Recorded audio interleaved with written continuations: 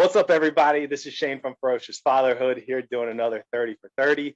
Today, my guest is Matt Strain from the organization Daddy's Not Drinking. Matt, welcome to the show, man. Hey, good to be here. Daddy's Not Drinking isn't an organization. That's actually just my Instagram handle. Okay. That I started doing one day when I realized that after about 6 years of being sober, I thought maybe I should reach out and see if I could connect with other people. The organization that I work with, believe it or not, is the National At-Home Dad Network, which is a 501c3 that advocates for families where the father is the primary caregiver. I got involved with them back in 2016 when they threw our annual convention in my backyard in Raleigh, North Carolina. And I showed up with no idea what to expect. And walked into a room and found my people. Fast forward 3 years, I ran for the board of directors. 2 years after that, I took over as the secretary for the organization. And 1 week ago, we had our convention out in Phoenix, Arizona, because we move it every year. And my 3-year term was up. I ran for re-election and I've been re-elected. So nice. I got another 3 years of working for free.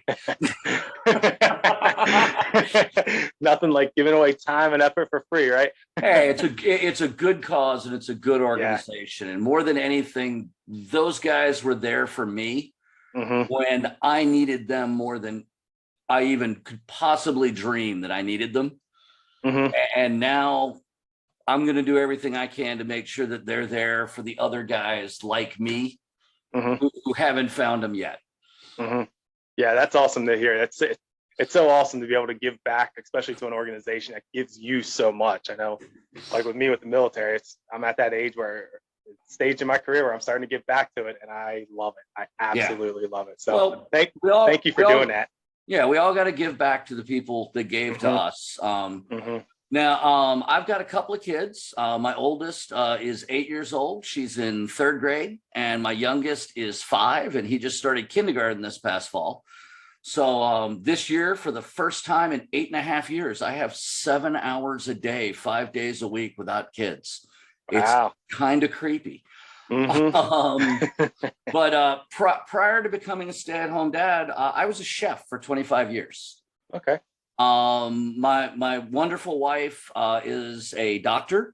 She's a physician at UNC Hospital in Chapel Hill, which is how we ended up here in Durham, because she did her medical school in Dallas and then did residency here. And we follow doctor money, not chef money. We're not dumb.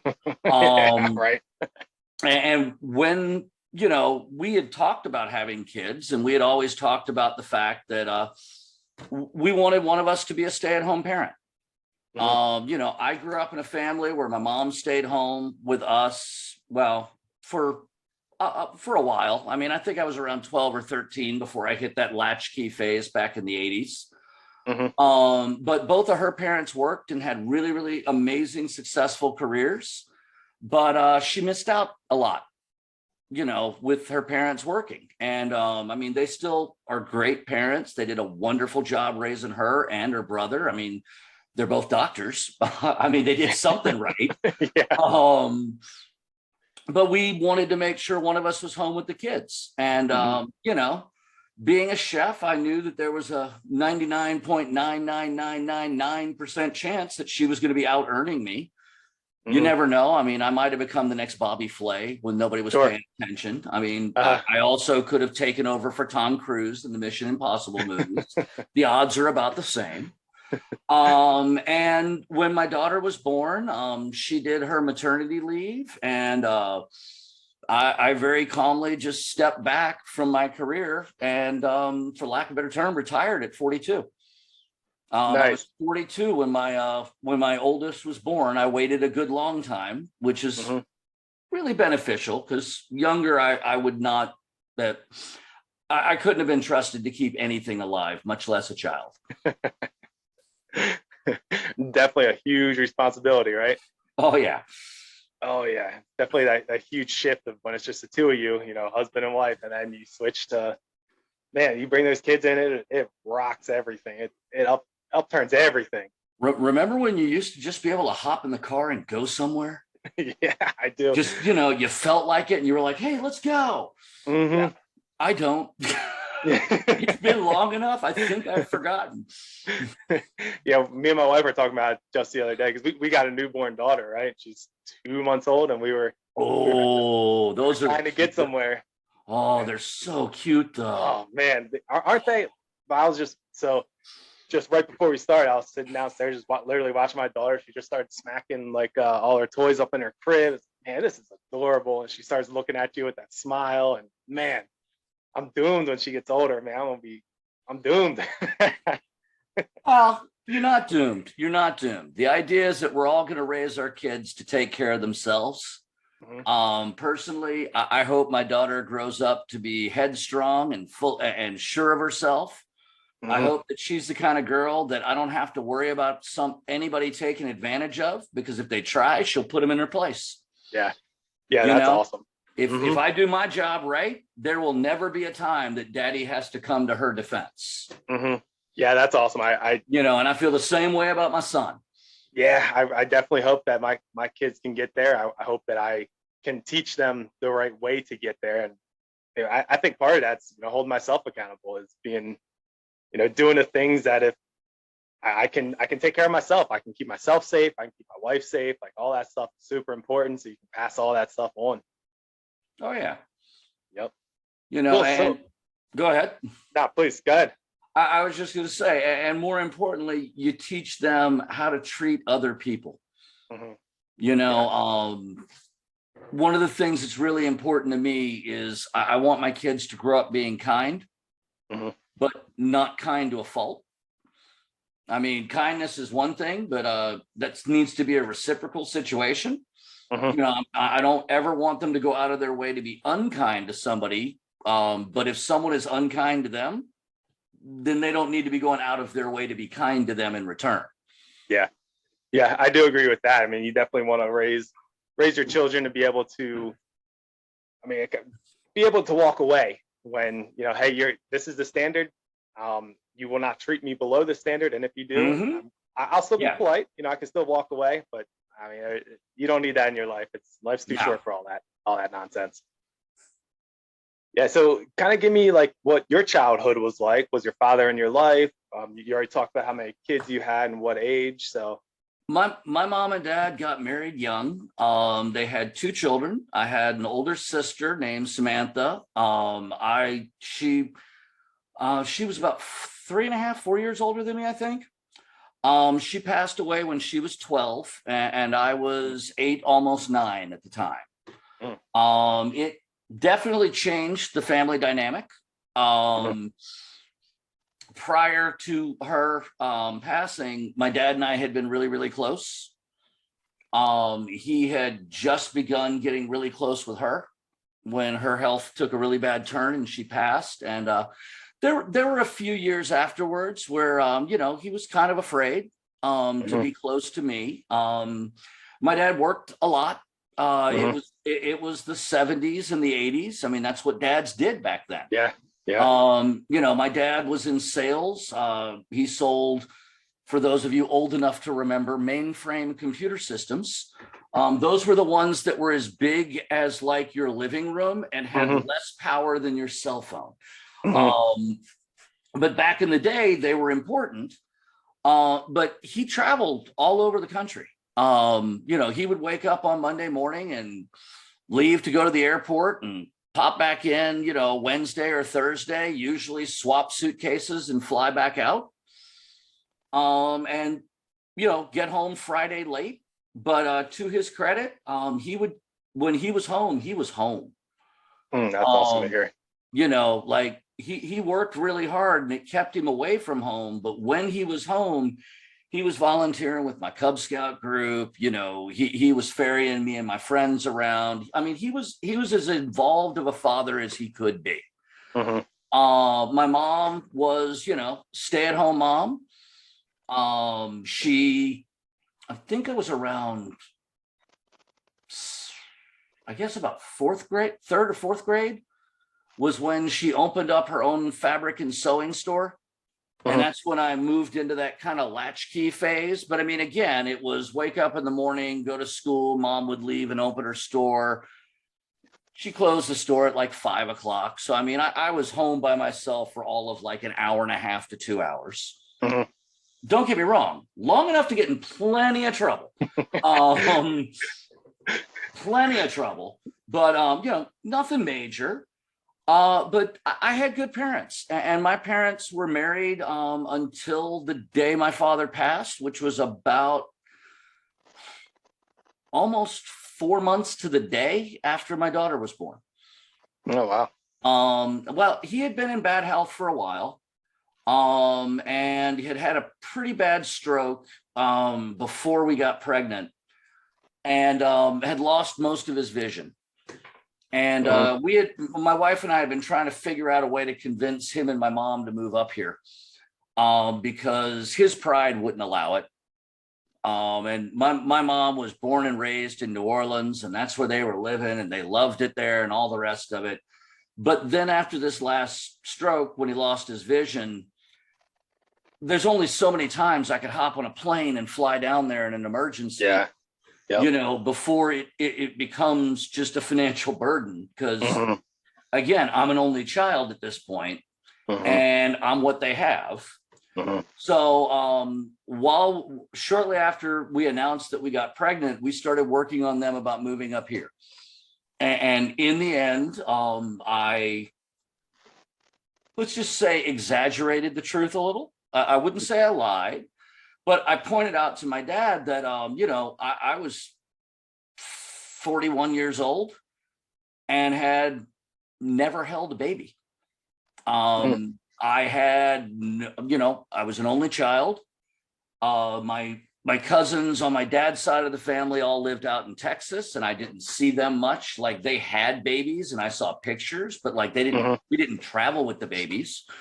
My one cousin on my mom's side, Stevie, was gay and wasn't going to be having kids. So I had never been around babies ever, like at all. My daughter was the first infant I ever held in my arms, and that was a really terrifying moment. But I basically told my dad that I needed him to come up here to teach me what the hell to do, because I was clueless. And he finally said, "Fine, I'll come." And they came up here. She was born in the middle of January, and he passed the following May the 4th, which was really rough for me because I'm a huge Star Wars fan. So now that makes Star Wars Day a real bittersweet thing. Yeah, I'm sure. But again, he had a good life, my parents were married 49 years when he passed. Wow, and yes, my mother is still bitter that he didn't hold on for 50. Yeah. In a good natured way. Right, but, of course. I'll be convinced until my dying day that he purposefully held on to meet his grandbaby. And that, once he had some time to meet her and spend with her and hold her, he was ready. The pain was enough. He was tired. Sure.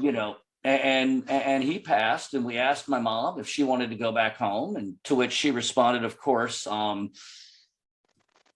won't use the exact words because my mom was raised in East Gentilly in New Orleans and cusses like a sailor, but it was definitely a resounding no. My grandbaby is here. And I started staying home with the kid, and it was really, really hard. I went from being a chef where, I woke up every day at the crack of noon and, went into work at like 2 and got off of work at like midnight and sat at the bar and drank for a good hour and a half, then got in the car and drove home. And that was life. Everybody I knew lived that way. But like all my friends were restaurant people, because for those of you who have never worked in restaurants, you live on this really messed up schedule. So literally, like, the only people that you can hang out with are other restaurant people, bartenders, third shift EMTs and nurses, and the occasional stripper. because they're the ones that work the same schedule as you. And I started staying home with this baby, and it became abundantly clear that I had a real problem. I was drinking in amounts that were not normal. I think if I had to guess, I was probably averaging a fifth to a fifth and a half of hard liquor a day, plus beer and wine. Wow. And the really disturbing part is I was never that drunk. You know, that was just constant. However, being home and being responsible for this tiny human, I tried to quit. And, you know, my wife supported me in it, and I tried, and it didn't work. Like every other addict in the world, I hid my behavior. You know, I pretended I wasn't drinking, but I was drinking. And eventually, I'm a type 2 diabetic. So I went in for my yearly blood test, and my doctor took my blood and noticed a couple of anomalies, and called me back in and ran a liver screen. And, you know, here I am walking in with the kid in the car seat next to me, and I put her down in her car seat, and she's just sleeping peacefully. And my doctor looked at me and said, "You're going to quit drinking today." And I laughed, and I said, "You mean cut back, right?" And she looked me straight in the eye and said, "That completely depends." And I said, "On what?" And she said, "Do you have any intention of seeing that child start high school? Because if you don't quit today, you'll be on the transplant list within a year, and you'll die before you get a liver." And I quit cold turkey that day. Wow. Good for you. Power to you. It was awful. My wife will vouch for that. I was a raging asshole for at least 3 to 4 months. But it was worth it. It was worth it. I powered through it.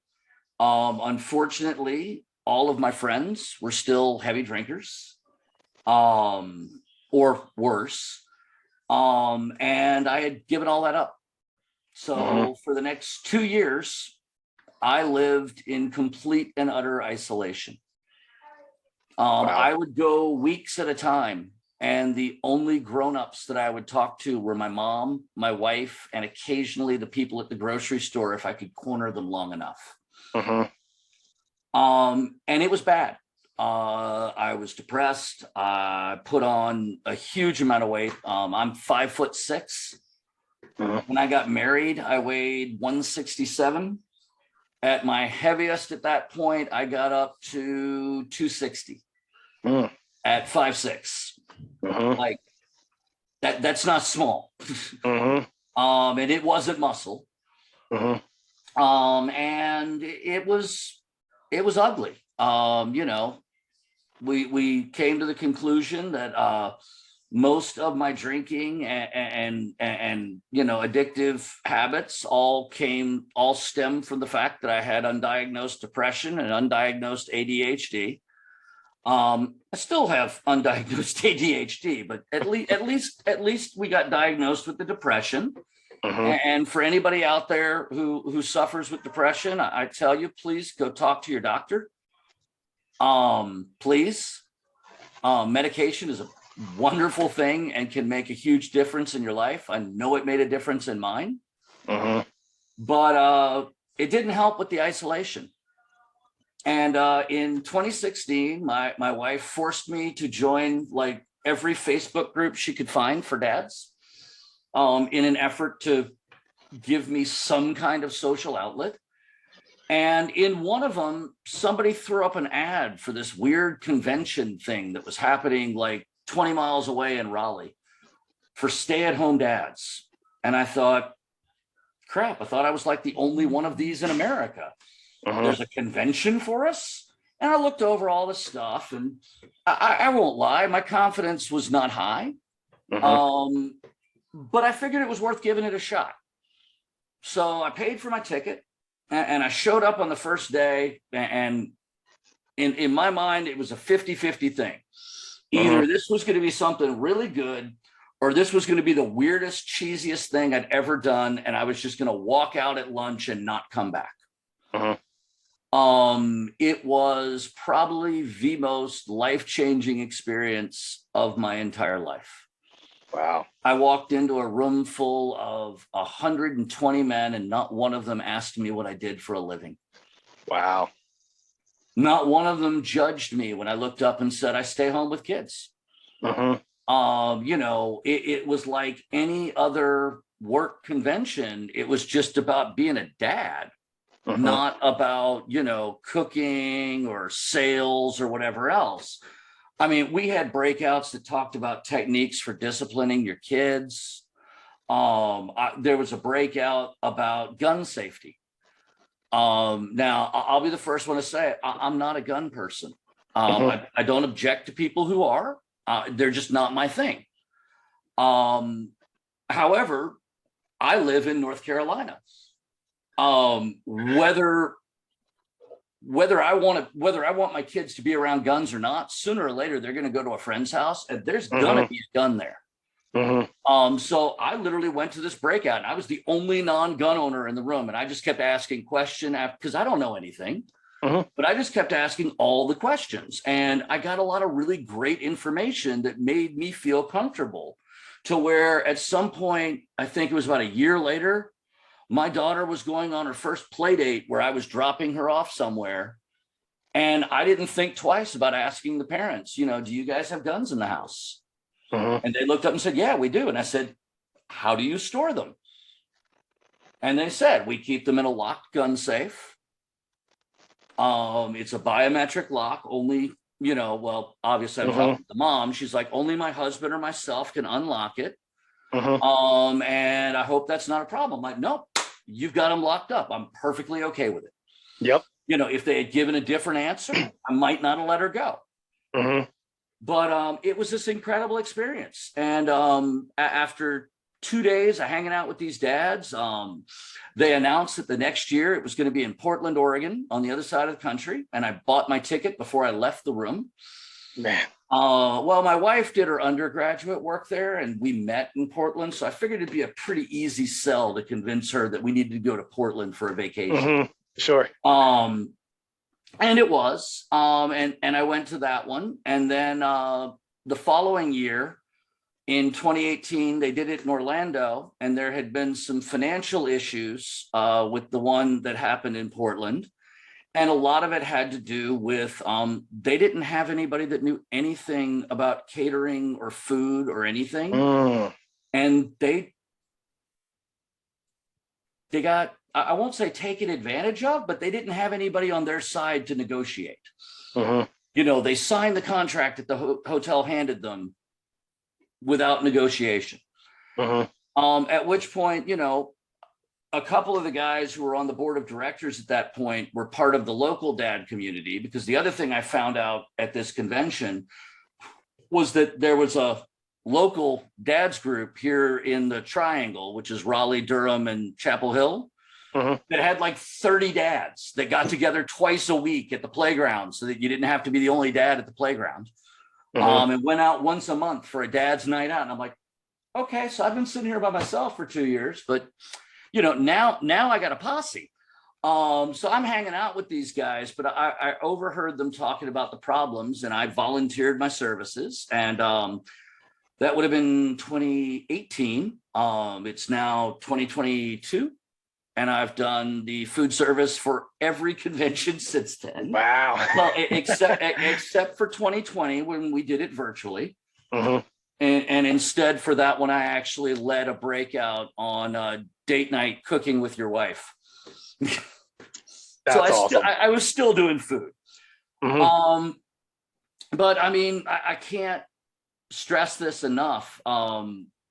This group of dads literally just pulled me out of a freaking pit of just depression and isolation and complete just being unmoored. I didn't know where to go. I didn't know what to do. People would, you know, ask me what I did for a living, and I would always answer with what I used to do.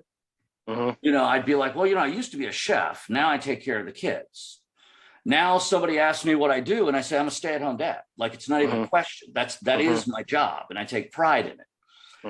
And it was fantastic, man. And again, I cannot stress the organization enough. For anybody who's watching, who's interested, the easiest way to get in contact with us is we are at athomedad.org on the internet.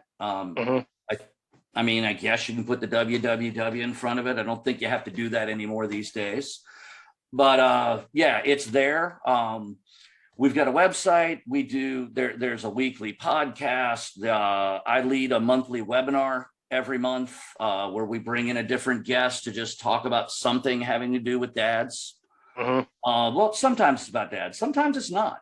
We've had everything from well, when the pandemic first hit and the shutdown hit, and they shut down all the schools, I brought in one of the dads who's been homeschooling his kids since they were born, to talk the rest of us off the ledge, because we were all panicking. And I'm like, holy crap, Josh, man, you need to help us out. And he came on. At the same time, I've had a guy come on and talk to us about how to garden using straw bales.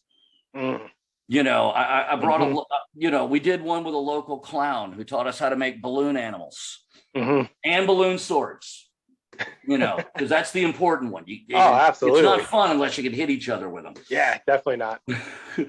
But, we do that. They do a mental health check-in called Dad's Gotta Talk. They do that twice a week. So that unfortunately, there is this stigma among men in the world today about talking about feelings, talking about our weaknesses. There definitely is. It's been ingrained in society, and unfortunately, we suffer from it. As I'm sure you're aware, there's a huge suicide problem among men, both in the military and out. Where men are taking their own lives, and a lot of this has to do with the fact they're just bottling all of this up inside and not talking about what's eating them up inside. Man, that's so important. And that's it. These guys do this twice a week. At the convention, probably one of the most important breakouts that we do every year is we do basically a mental health group session. And we now do it twice. We do it once each day. Once on Friday, once on Saturday. We ask that you only go to one because there's a limited amount of space. But it is a 100% safe space. Like, anything that is said or happens in that room never leaves that room.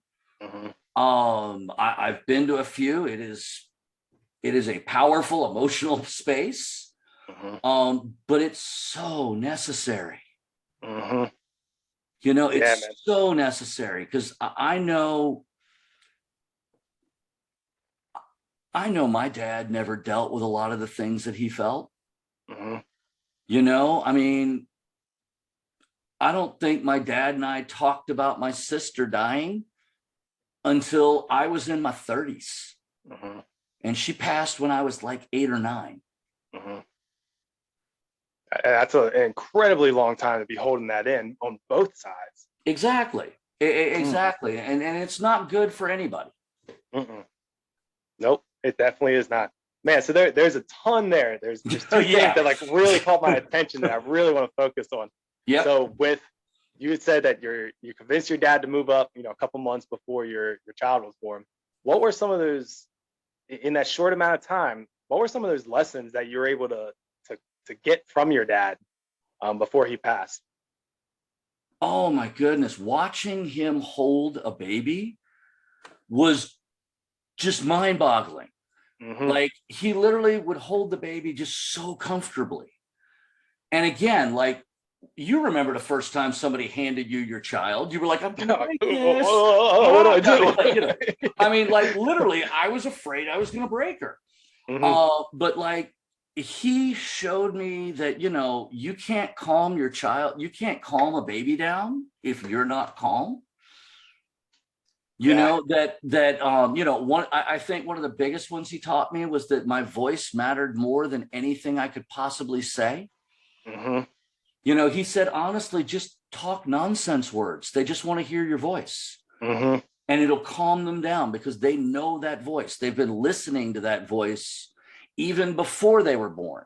Mm-hmm. And I mean, that was a huge one. You know, one of the other ones, I'm trying to think what else. Gosh, there was so much. Oh, he taught me to never stop being a kid. Hmm. That was a big one. You know, that was a big one. You know, my dad was the guy that, you know, would show up at the house wearing a giant sock monkey hat. Mm-hmm. You know, or the one the one that my daughter just last week on Thursday was like, you have to remind me to wear it to school because 3 of my friends are wearing theirs. and I don't know if you've heard of these flippies hats. Mm-mm.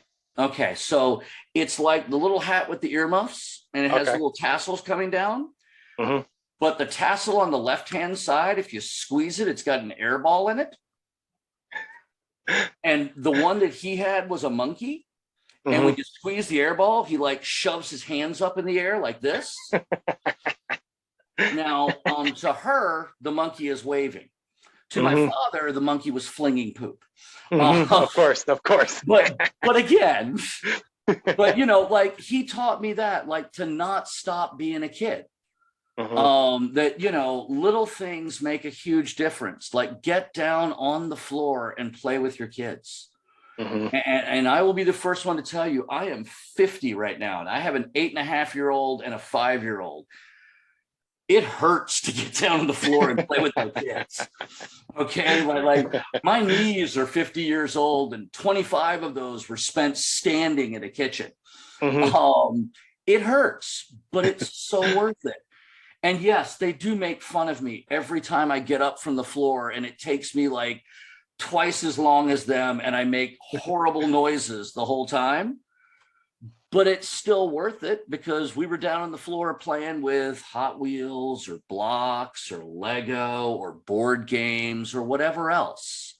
You know, I mean, I literally went outside yesterday. My daughter was having a hard time. And mom was home, and you know, sometimes dad is who the kids want to talk to. Sometimes it's mom, and either one of those are a right or wrong answer. You're 2 different people. You both offer 2 different things, and absolutely. That night she wanted mom, and I went outside with my son, and we literally played like chase in the front yard for probably 45 minutes. You know, and it was good warm up for the 10K end of the triathlon that I did earlier today.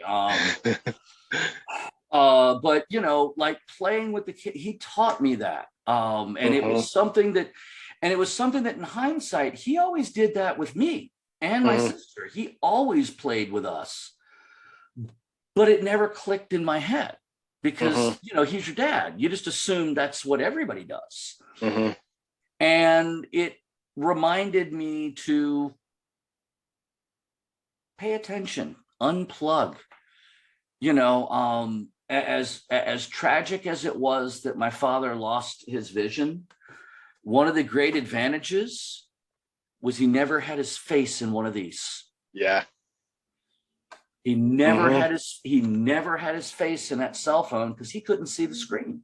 I mean, he still had some vision. You know, he'd have to sit really close to the TV, and it had to be like the big screen TV, and he could watch, but like the small screen of a phone was just never going to be a thing for him.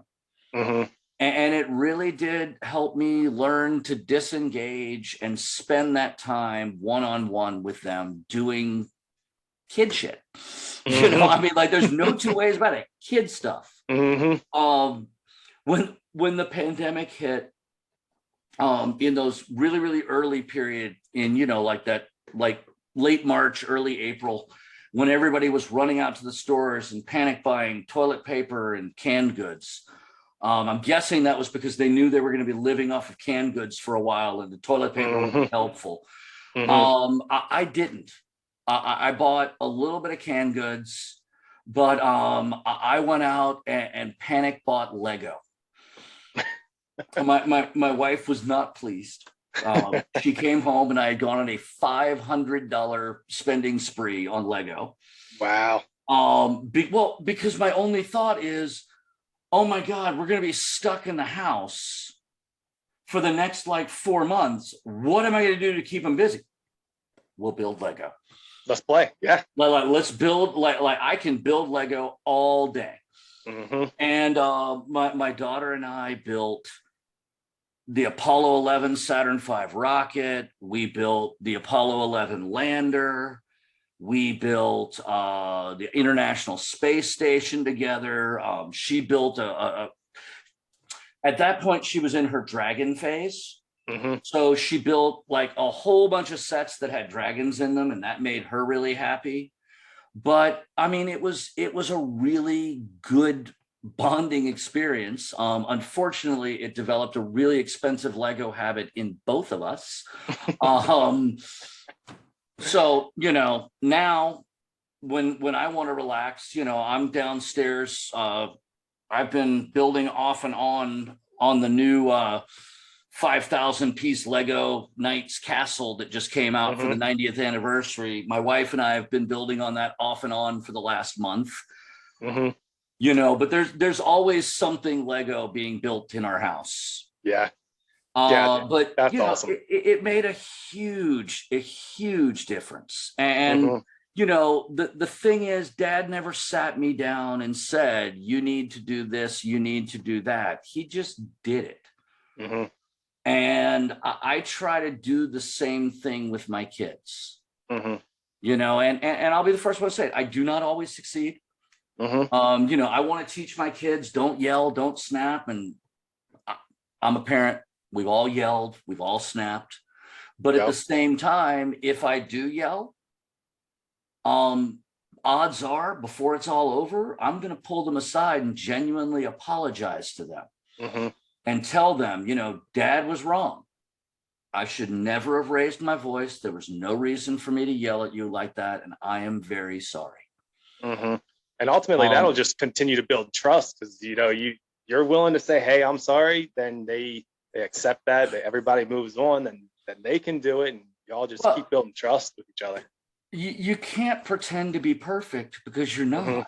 Yeah, absolutely. I mean, none of us are perfect. I don't care how long you've been a parent. There's at least once a day that you have no idea what to do and you just fake it. At least once a day, something happens and you're like, well, I hope this works. And you hope for the best. And sometimes it works, sometimes it doesn't, Yeah.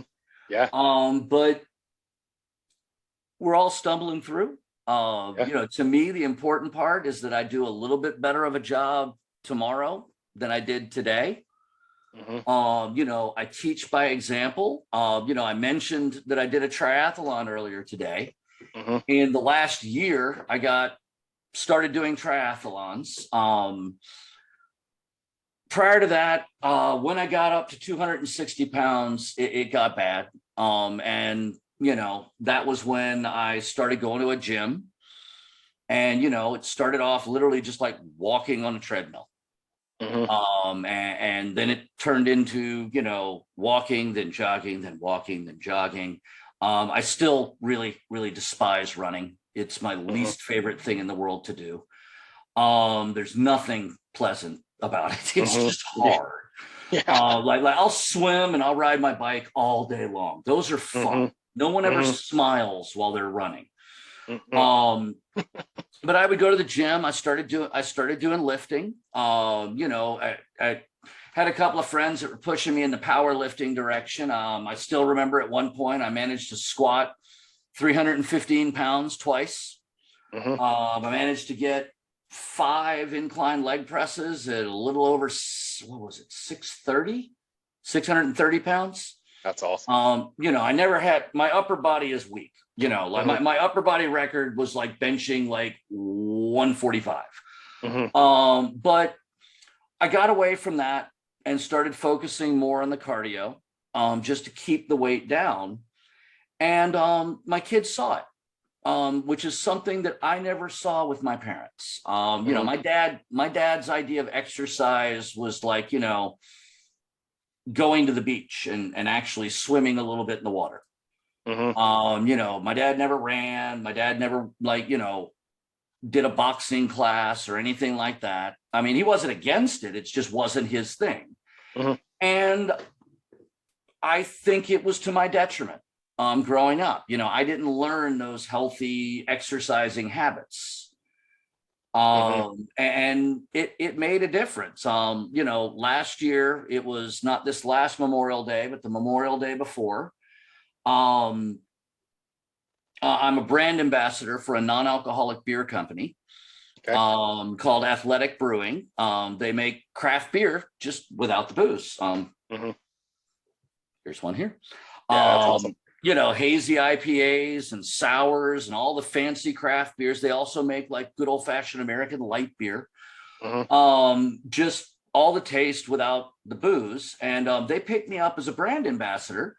And I was a little surprised because, you know, most of their brand ambassadors are like Ironman and, you know, Boston Marathon people. One of the guys literally did, what was it, 100 fastest known times on mountains in a year. You know, which I don't know if you're familiar with, like, with the FKT. Like, literally, it is the fastest that someone goes from the bottom of the mountain to the top of the mountain. Like, it literally speed, not like being safe, just how fast can you get up? And at the time, like, they were like, what athletic activities do you do? And I'm like, I chase two small humans. And I like to hike in the woods and forage wild mushrooms because nature gives you free groceries. And that was about it. And they brought me on and they did this challenge to the ambassadors to do a triathlon over Memorial Day weekend. You had to swim for 30 minutes straight, bike for 30 miles, and run 3 miles. And I did it in 2 days because, of course, my wife was working one day. And I didn't own a bike. I didn't have access to like a place to swim. We literally went to a local river and I swam back and forth in a river for 30 straight minutes. I went to a gym and ran on a treadmill for my 3 miles. And I sat down on a stationary bike and pedaled for 30 miles. And at the end of it, I told my wife, you know, this is really weird, but, you know, if I could do this in 2 days, I could do it in 1. And she said, well, yeah, but why would you want to? And I said, I can't explain it. Like, I'm about to turn 50. I feel like I should do something big. So I signed up to do one of these and got bitten by the bug. Today was my 6th triathlon in 1 year. In 1 year's time. 5 of them were sprint triathlons. Today was the Olympic or international distance, which is a little bit longer. You know, you've got a 1.5 kilometer swim and a 10K run. The bike ride tends to vary, but the one today was 25 miles.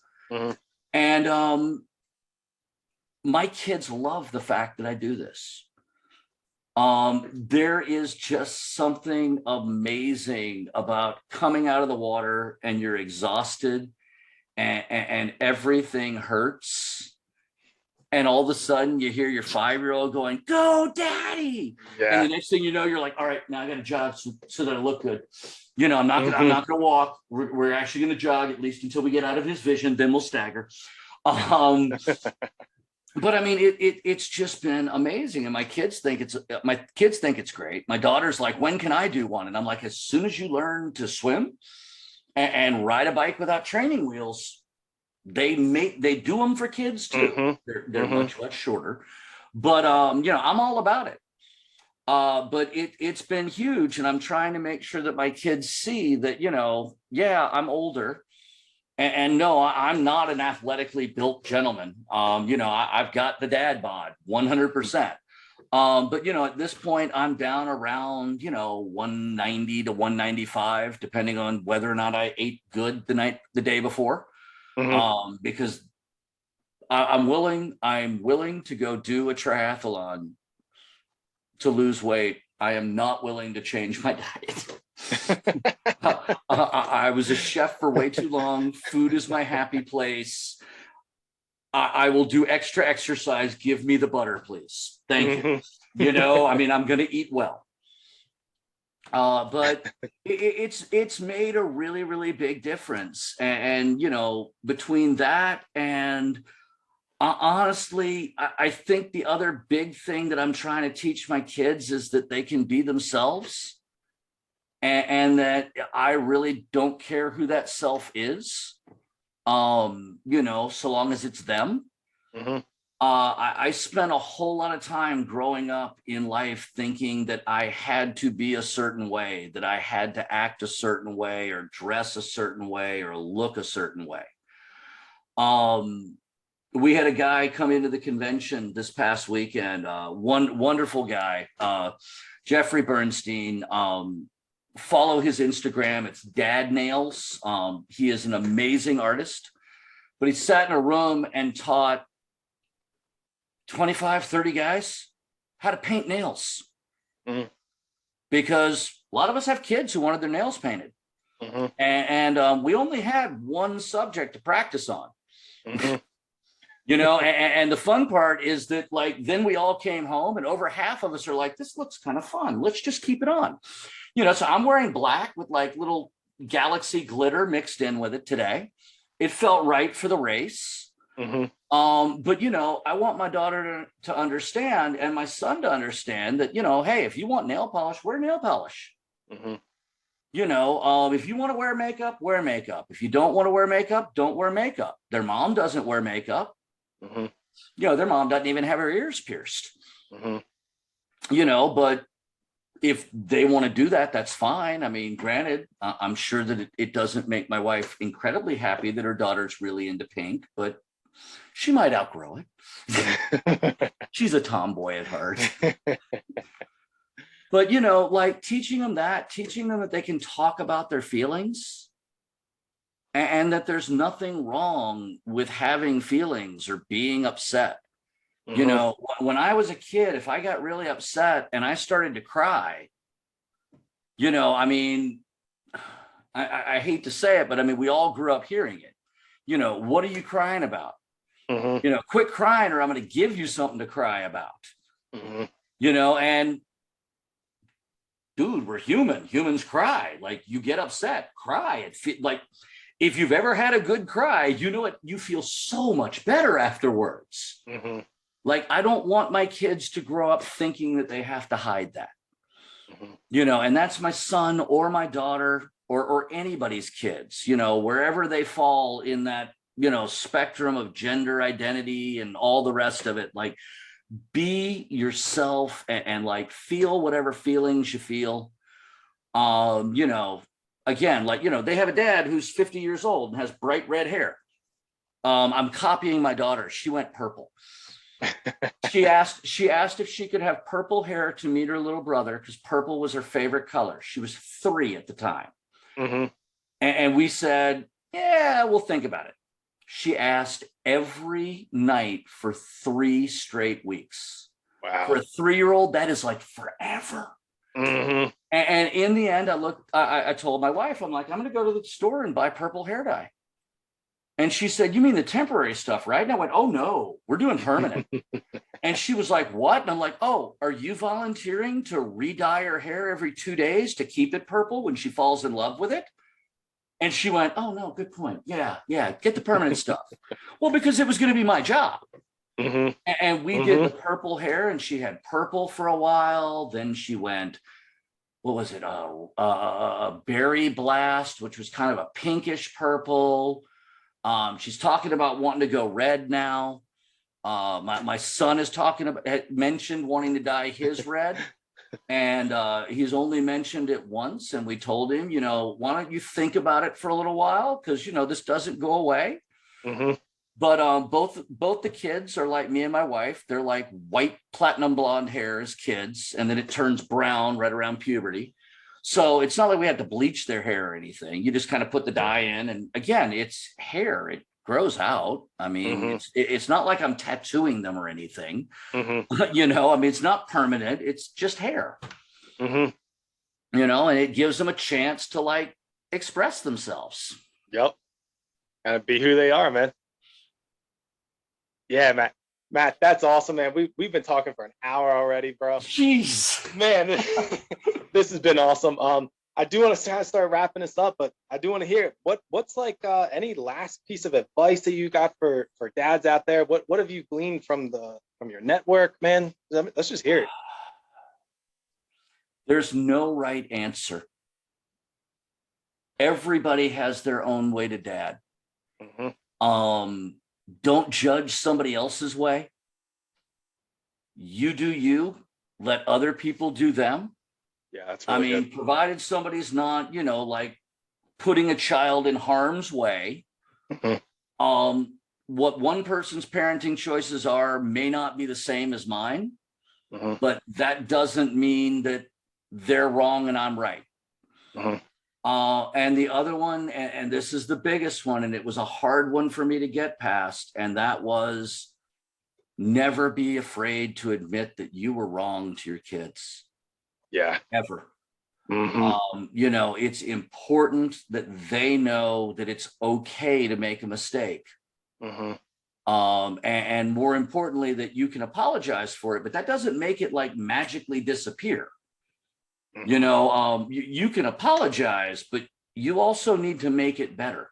Yeah. You know, you can't just like hit somebody and then go, I'm sorry, and it's perfectly okay. Like you have to make that better. And that's a huge, you know, that's a huge thing to me. You know, the other one that I will say is I will reach out to just to reach out to everybody because it's a personal thing for me. I'm an addict and I'm an alcoholic. There are lots of people out there who have a perfectly reasonable relationship with alcohol. It never hurts to step back and just take a look at what your relationship is. And, you know, you might look at it and be like, everything's fine. You might look at it and be like, well, maybe I do drink a little bit too much and try to cut back. You could be like me, where you look at it and realize, oh God, this is bad. If anybody out there is trying to quit or needs support or just wants somebody to talk to, I'm on Instagram at Daddy's Not Drinking. Send me a direct message. I will talk to you. I will do everything I can to help anybody or to support anybody. This is not something that's easy, but it gets easier with time. And you can't be there for your kids if you're in a bottle. Man, those are really good points, man. Those are really good points. And that's exactly how we're going to wrap it up. We're going to wrap it up with, man, get out there. If you need that help, talk. Please talk. Please talk. And reach out to me as well. I love it. I love just meeting new people, talking to new people of all walks of life. I don't care. I'm not going to sit there and judge. You want to come to me and say, hey, like kind of like what you know, I've been drinking forever. I want to quit. Cool. Let's talk. Let's figure it out. So, Matt, I want to say a huge thank you. You know, thanks for coming on. Absolutely loved it. Thanks for being willing to talk and be vulnerable. I think that we need more and more men who are willing to say that and willing to put it out there. So I want to say a huge thank you for doing that, man. Well, thank you for having me. I like being able to reach out to anybody out there and, you know, let them know you're not alone. Yeah, absolutely not. Absolutely not. And when we get like our podcast up and going, man, I want to have you back. I want to be able to talk about that and expand on all those ideas that you had. I loved it, brother. Thank you very, very much. Thank you. Have a good one. All right, man. Take care. All right. Bye.